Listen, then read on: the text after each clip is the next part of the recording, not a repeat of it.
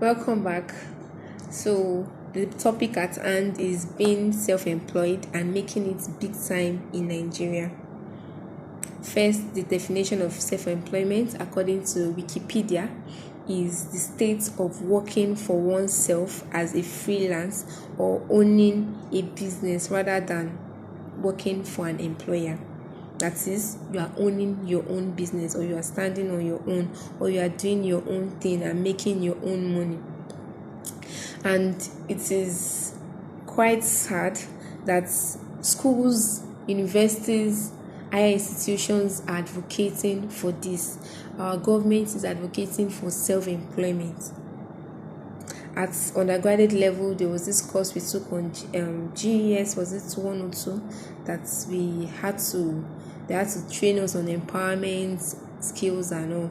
Even NYC camp, same thing, different skill acquisition. That even after being a graduate, you still want you to go and learn a skill or acquire a skill.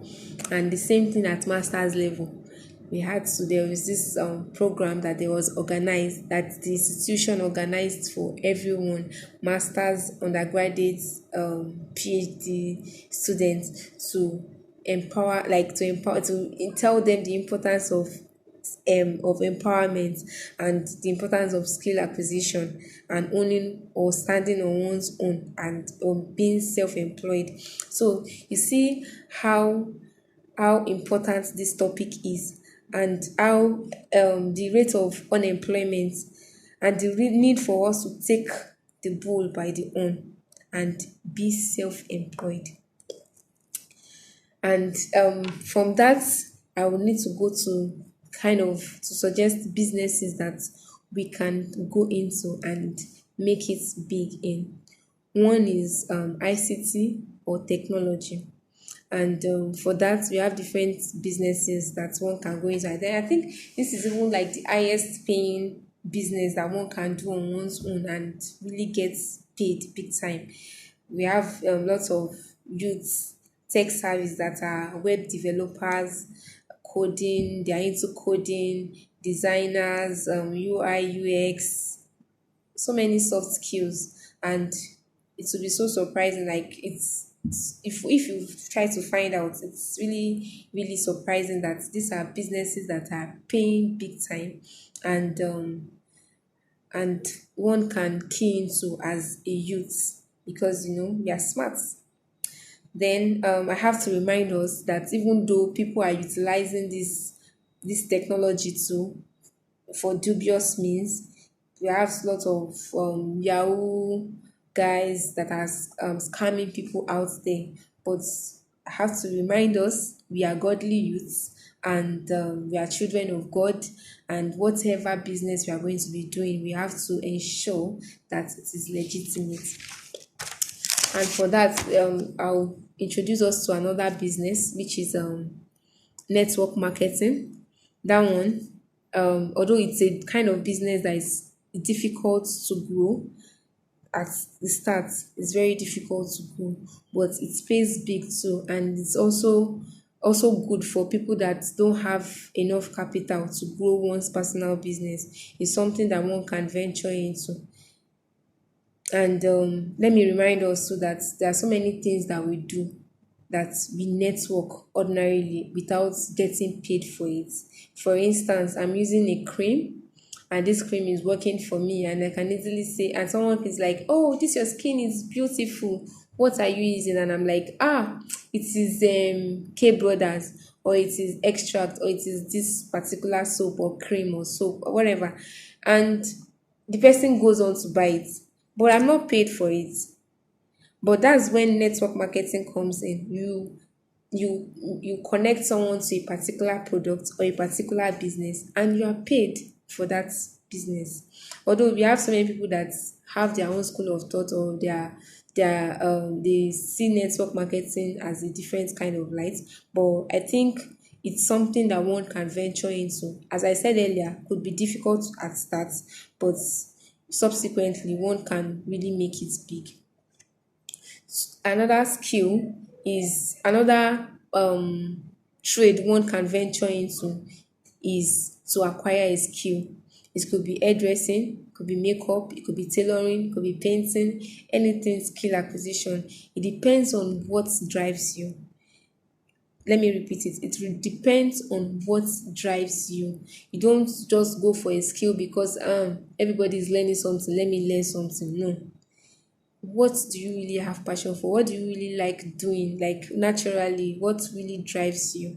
Mine is making someone, like making people beautiful. Like it really drives me to do that. So that's why I decided to venture into hairdressing and makeup. Like I like to see, okay, let me beautify this person. Let me see how this is going to be on you, or how this is going to work better on you and all. You get. So that's what I'm saying. For skill acquisition, let it be something that drives you, so you'll be able to really strive hard at it and prosper well at it. And an advantage of skill acquisition is that you get to your work gets to speak for you, in the sense that you do this particular, you make this particular dress for someone, and your customer puts it on, goes out there, and people are like, wow, this dress is lovely, who made it? And this person is like, it is so and so person that made this dress for me.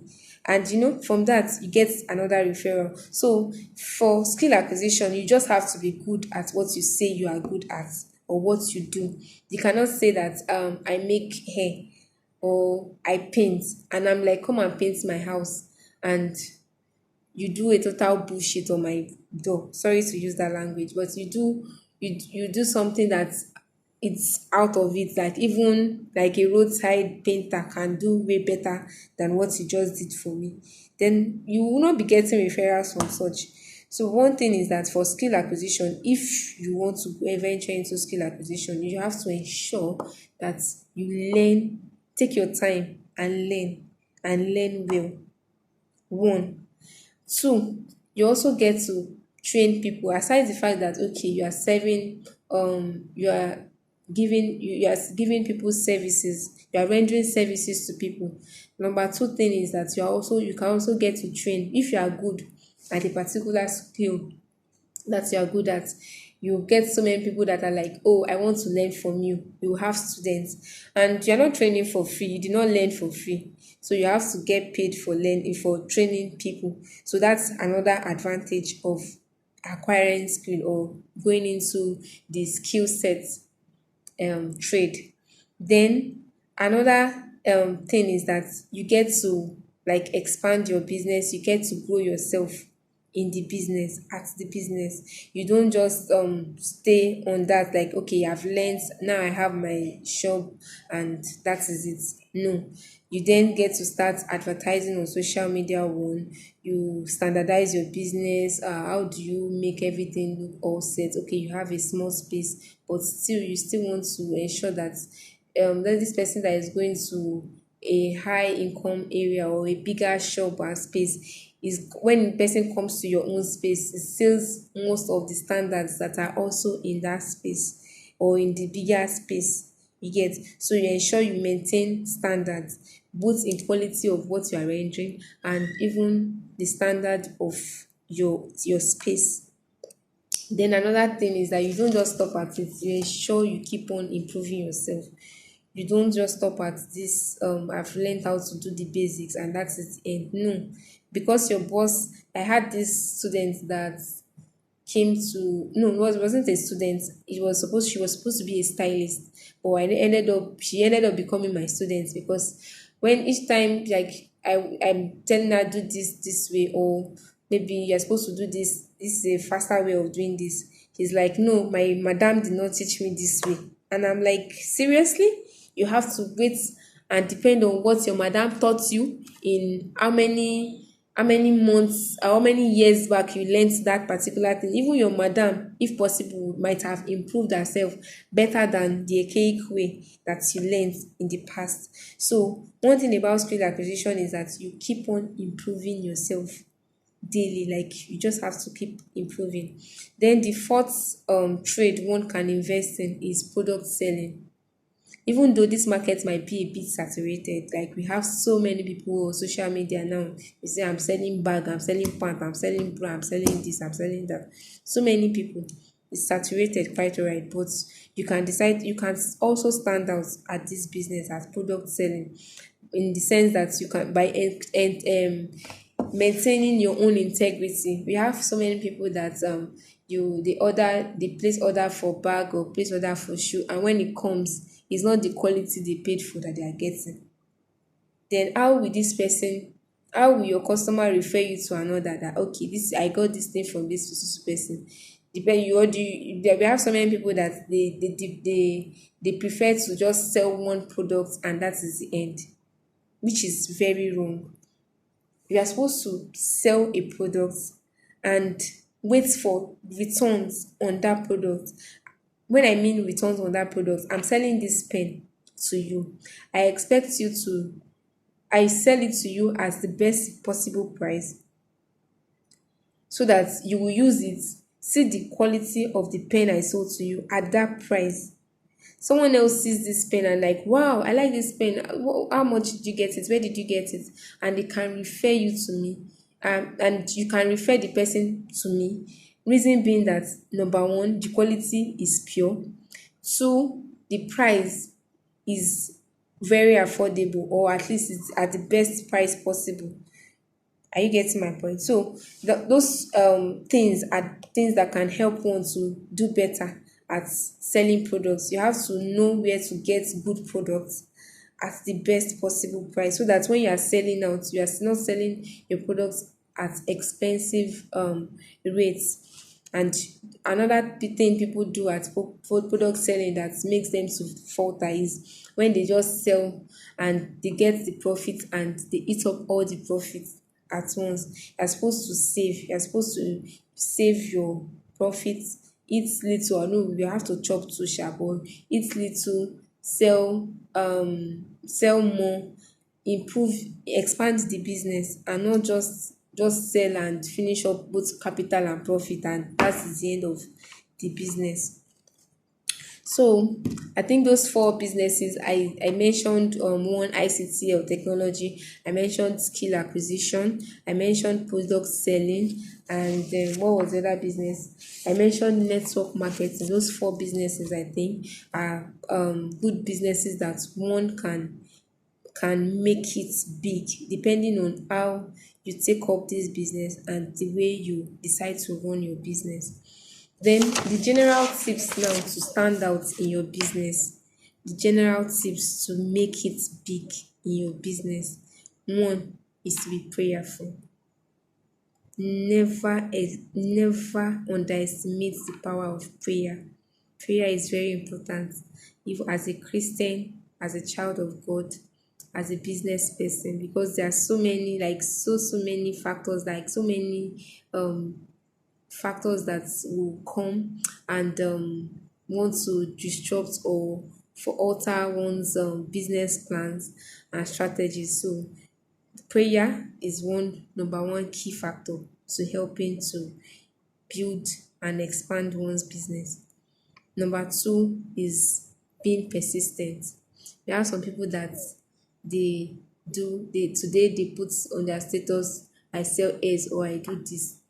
Tomorrow or till the next 3 months, you don't see that thing again. The next time they come up, they are selling bag and shoe. Next tomorrow, they've gone into another form of trade. You have to know what you really want to do, and you have to be consistent at it. You cannot just start a business and expect to grow big in a day. It's not possible. You can't start a business and expect everyone expect to convert everyone in your circle to start patronizing you. You can't start making clothes now and expect everyone around you to start sewing clothes from you. It's not possible. It might take a time to convert them, but yours is just to be persistent. Yours is just to just keep at what you are doing and keep improving yourself at what you are doing.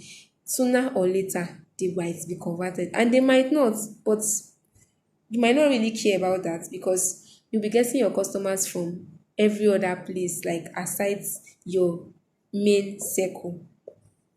Then another thing is to know what you really want to do. There are so many people that because someone is doing a particular kind of business, they decide to venture into that business. You don't know the person's, you are not in this person's mind. You are not dreaming the same way this person is dreaming. So know what you really want for your own self and go for that thing. Don't go and be dreaming somebody else's dream, because you cannot dream it better than the person. And the same way, someone else cannot dream your own dream better than you. So know what you want, know what you really want, and be persistent at it. Then another tip is be innovative. Always think outside the box. Fine, people are doing this business, everyone is selling gas in your area. You also want to sell gas. Think of a better way of putting out this your product. Think of a better way of selling this your business. Don't do it the same way everyone is doing it. Just be innovative at it.